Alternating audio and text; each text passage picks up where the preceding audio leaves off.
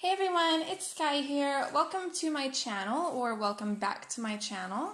I'm just going to start off by saying that if you haven't seen any of my previous Inktober videos, I am not recording the whole process of my Inktobers. I'm just taking my favorite prompt each week and recording the process of that, and I upload that every Saturday. So this is our second last one. We only have one more after this. And I will have a sketchbook tour sometime in the beginning of November, so be on the lookout for that if you're interested. As it said in the intro, all of my Inktober pieces are on Instagram, so if you want to go look at that, feel free. The link will be in the description.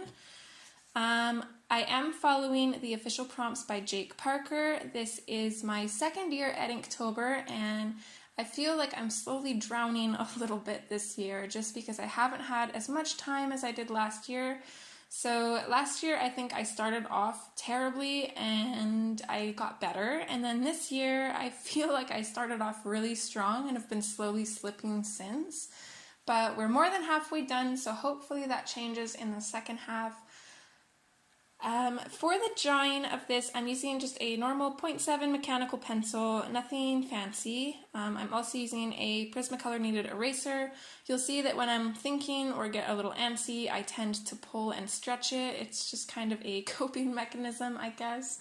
I didn't even realize how much I did that until watching the video back to record the voiceovers. The paper that I'm using is the Canson Mixed Media. It's 98 pound. I'm not sure the size beforehand, but I've cut it into quarters, which creates 4 little pieces of 3.5 by 5 inch papers. And I did this last year too. It's just to help me manage Inktober. I know full well that if I was drawing on a normal sized piece of paper or even anything larger than this, I probably would not complete the challenge. I'd get a little too discouraged. So it's just my way of keeping it manageable so that way I can actually complete it and feel good about it. So the prompt for this was bottle, and that was for day 18, and I was super excited for this one. I do wish I had a little bit more time to work on it. I didn't have too much time, but I'm still super glad that it worked out. Sorry, it's early in the morning recording this and I'm talking a little bit too fast. My brain can't keep up. I initially wanted to have the fairy flying around in there, but I suck at drawing people, so I decided to have her swinging on a swing from a little tree in the bottle instead, and I think it still turned out super cute.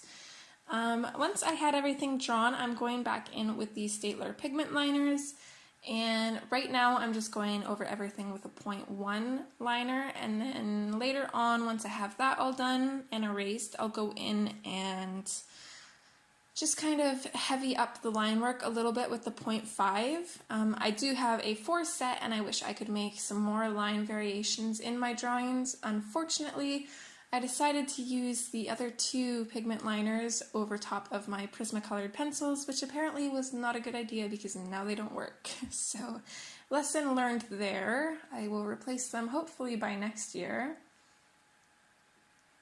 So once I have everything inked, I'm going to go in and erase it and then come back in and just create a little bit more interest. I wanted the crystal on the top of the bottle to stand out.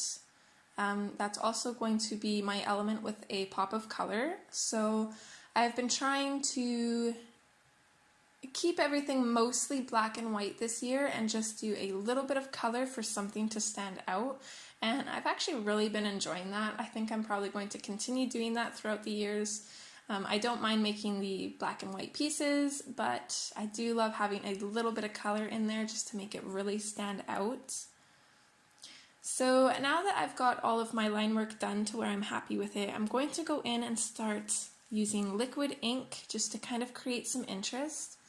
And I'm super glad that I thought about this.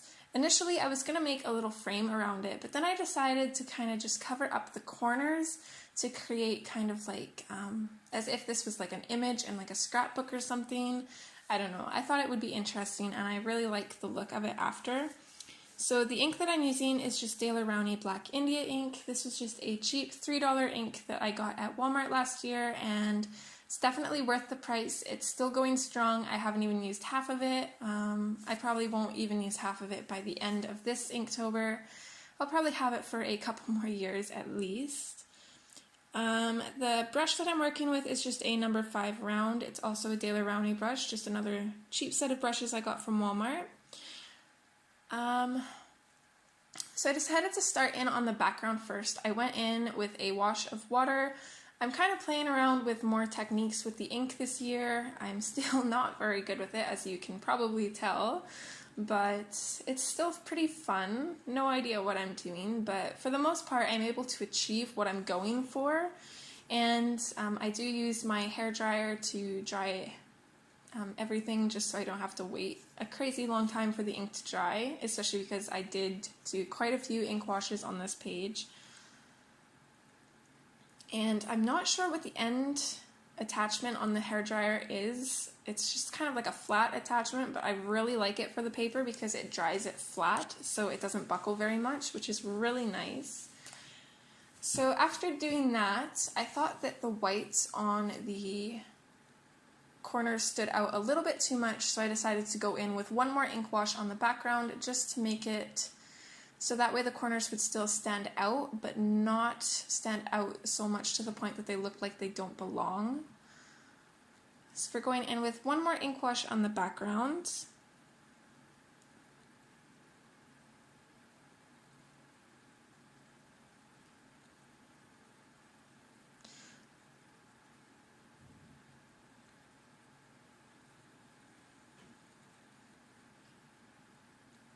And then back in with the hairdryer to dry it up.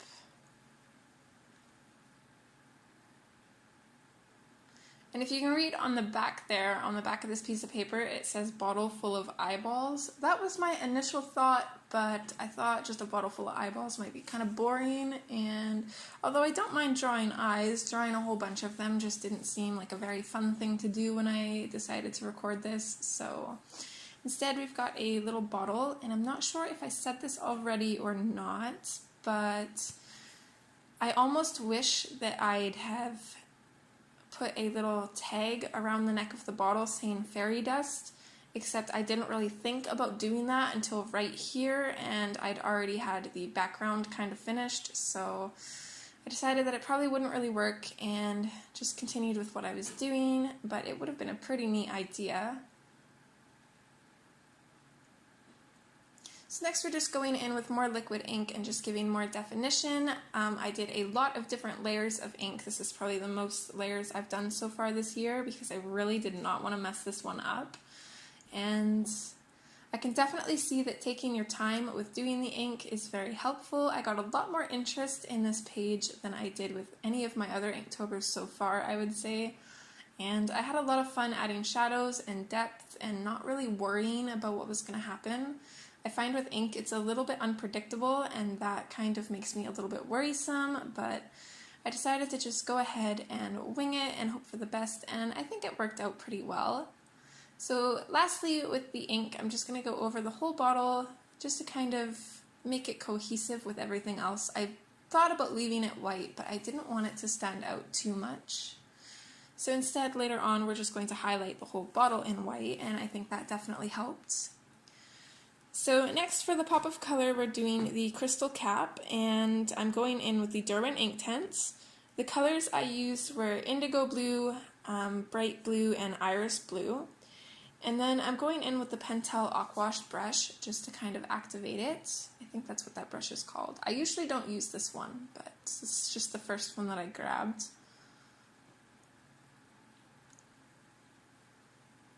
I absolutely love doing pops of color over the ink with the shadows already there. I think it just looks super nice, and then it's not too bright to the point where it really stands out, but I think it stands out enough that it's really eye-catching. So next I'm just using a Uniball Signo broad gel pen to add highlights and go over everything that I want to stand out, which was the bottle, the wings on the butterfly, and then I think I just add a few little highlights on the bottle to make it look like glass and reflect, and that's pretty much it. So I want to thank you for taking the time to watch this video. I hope you enjoyed. I hope to see you in my next Inktober video on Saturday, as well as my sketchbook tour sometime in November. And also, I just want to say that I do go back in with ink and I do a little bit of splatters here and there to add a little bit more extra interest, because like I said, I wanted this to look kind of like a photograph. So yeah, that's the whole process. And again, thank you for watching. Okay, bye!